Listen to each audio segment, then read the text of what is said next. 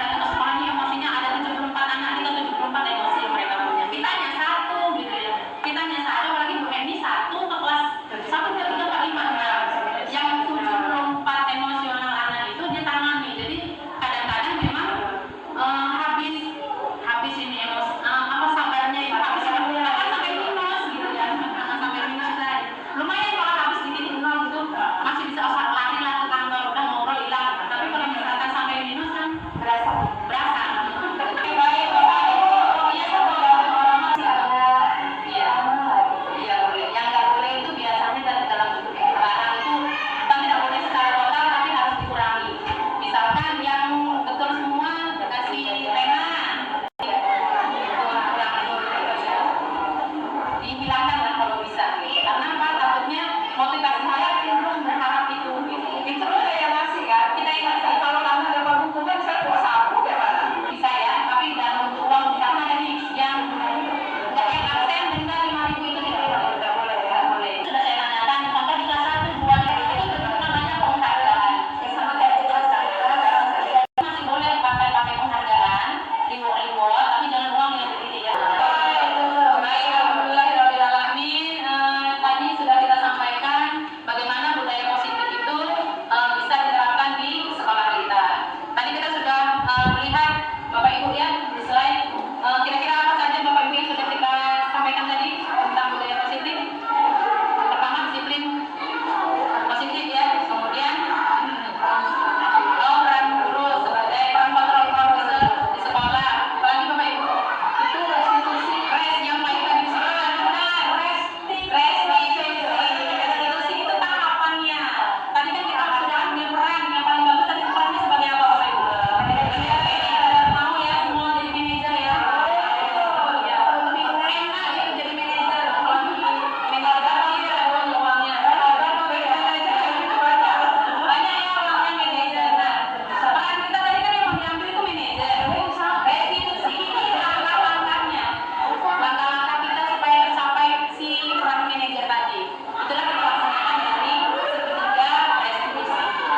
Menempatkan posisi anak, sosialisasi ini bisa dilaksanakan di sekolah kita, terutama di kelas kita masing-masing. Kemudian saya akhiri, wabillahi taufiq wal hidayah. Assalamualaikum warahmatullahi wabarakatuh.